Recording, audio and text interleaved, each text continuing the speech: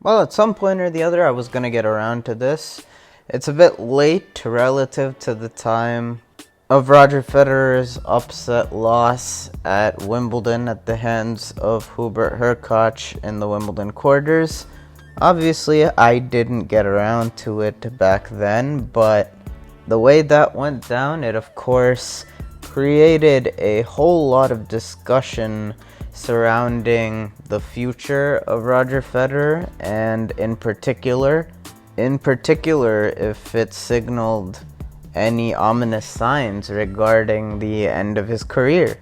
First things first, just like many of the matches from this Wimbledon, I didn't really get to watch that much of Federer's loss to Hurkacz in the quarters.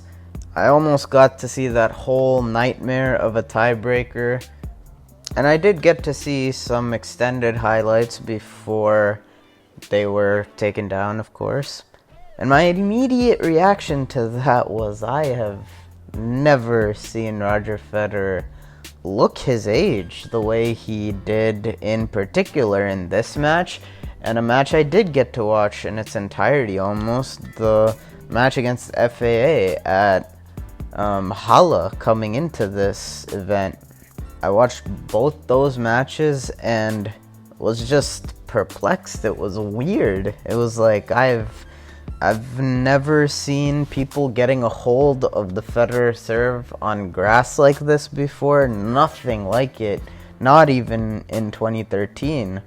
And I mean, I did say at the beginning of the year that it looked like he could still play, and that I don't think he's ever going to get to a point where he's washed. But as I said, I've never seen him look his age that way. It was so strange, and I was really perplexed at the time, because watching him at Roland Garros, it still looked like he was capable of playing great tennis. And despite the scare early against Manarino in the first round, after that he was playing some pretty good stuff, albeit not against the strongest opposition, but certainly not scrubs. I mean, Sonego, I believe, had been to a final during this grass season. Gasquet, well past his best days, still knows his way around a grass court. And Cam Norrie, of course, playing better than he ever has this season, just on the outside looking in of top 10 in the race. Now, was Federer flawless in those matches? I mean, most of them he was pretty sloppy from the get-go, but heated up midway through the match and finished on some really high notes, playing what you expect from Roger Federer on center court. So heading into the quarters, as I said in my quarterfinal preview, I thought Federer was going to get that win in 4. Felt he caught a break with Medvedev going out to Hurkacz, and because of that, I liked his chances to make the semis, and it did look like a bit of the same early on in that match when he lost the first, that we were getting the usual trend from him this tournament of starting slow but picking it up, especially when he got out to a pretty quick 4-1 lead in that second set. But really, from that point on, he was having so much trouble holding serve. He had no easy holds in his serve games, and Hurkacz, of course, got back level in that set. And we got to the breaker, where you just saw some very, very bizarre points lost by Federer. Of course, the most noteworthy being when he whiffed on that put away, slightly slipped on the point, so caught a bad break there. But if I remember correctly, him losing that point gave Hurkacz the mini break, and it just seemed like it was going to be a long way back into that breaker from that point on, trying to shake off that miss. And then I kind of likened it, after he lost the second set, to that match that Rafa lost, his second loss at Roland Garros to Djokovic in 2015. The wind totally went out of the sails, and for one of those rare times you saw a legend of that magnitude really not wanting to be out there. He was discouraged, and it resulted in a very quick third set. It was a struggle for Hurkacz to get the break initially for the first break of that set, but after that it was pretty routine and just a very odd sight seeing Federer that mortal on what has been his favorite court throughout his career, at least in majors, a place where he's had so much success, and you couldn't have really imagined him going out like this even at age 40 almost. Now at the time of me recording this, there is a bit more context to it. Roger Federer obviously a couple days ago announced he's not going to be playing the Tokyo Olympics. Felt that he tweaked something in his knee again, and it would explain why he looked so slow, but at the same time I can't help but think that knee injury might just have been some way for him to avoid playing in an Olympics that, let's face it, at this point a lot of players aren't going to want to get up for the same way they would for your typical Olympics, with no fans there and just the unprecedented circumstances that surround it as we near closer and closer to it.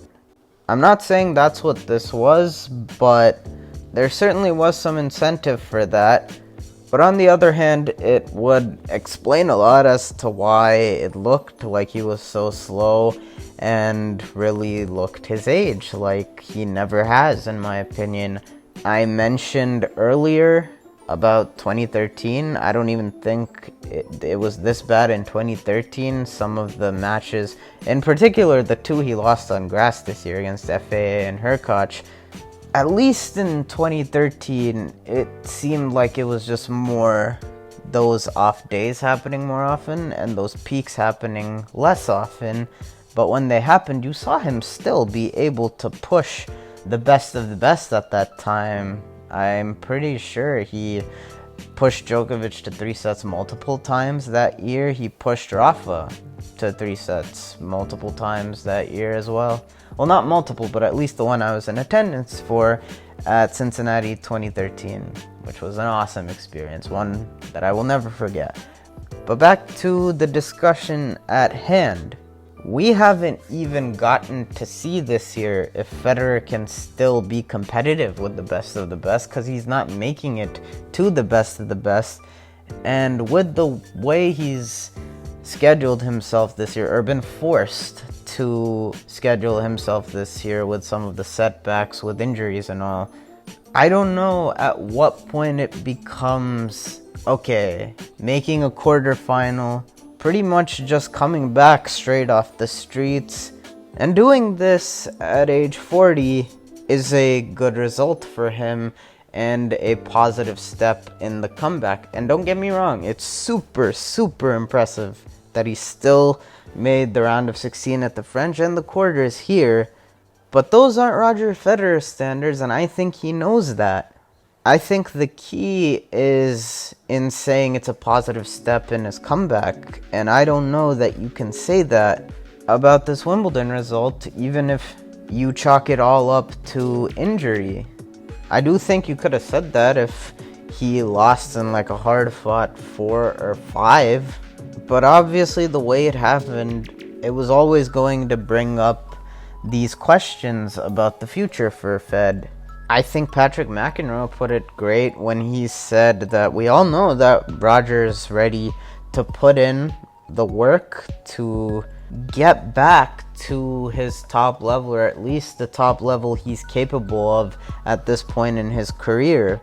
But if he takes more losses like this, or his body simply can no longer continue cashing those checks that his mind still is willing to. You've seen it twice now where when he initially came back in Doha, he still felt his body wasn't ready yet. Took another 2 months off, didn't see him again until May in Geneva, and now after a brief spurt again he's sustained a knee injury. So I don't know if he's that stubborn to just keep going at it again and again.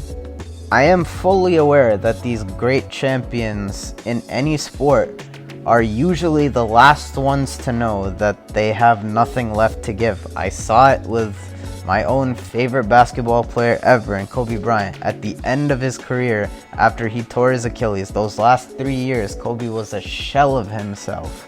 And I don't think Roger is to that point. The fact that he's still given these glimpses of great tennis even this year, that alone is really just proof that he still can bring it. But those off days are becoming more and more frequent. I could see him playing it out next year as well, which is what a lot of other people have also been throwing around, for the reason that maybe he feels that he didn't get a fair shot this year, with his body never really feeling up to it at any point this year so far. But to me, first things first, this injury isn't anything too serious. I really feel that he has to finish this year strong, at least going relatively deep as far as these quarters, round of 16 appearances, as far as he can go in every event he can play the rest of the year. Because if he plans to keep it going next year, that ranking as we stand right now is going to take a massive dip.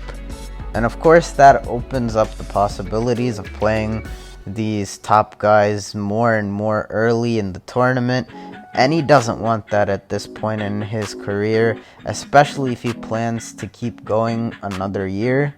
I'm not too interested in talking about if this is gonna be his last year, but if he plans to keep on going, I really feel that's of the utmost importance this year to finish strong. Roger Federer has been my second favorite player throughout my time watching the sport, and it has been tricky at times this year for me to truly, with all conviction, say Roger Federer should keep playing, especially with some of those off matches like this most recent one against Hurkacz at Wimbledon. Because honestly, it is sad to see somebody that great just look that vulnerable, really.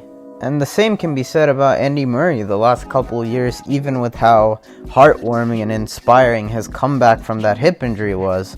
But I know that this video is going to be titled something like, "What does the future hold for Roger Federer?" But it's honestly very cloudy right now. And as we stand right now, I certainly can't give you a definitive answer to that. But certainly, I hope for the best with him on and off the court. And all I can really say is, let's see. I mean, I stated earlier how important I think this stretch is going to be in telling us an answer for how much he has left in the tank. And yeah, let's see. That'll do it for this video. We're currently in the midst of that very mini clay court season, sandwiched in between Wimbledon and the North American hard court season.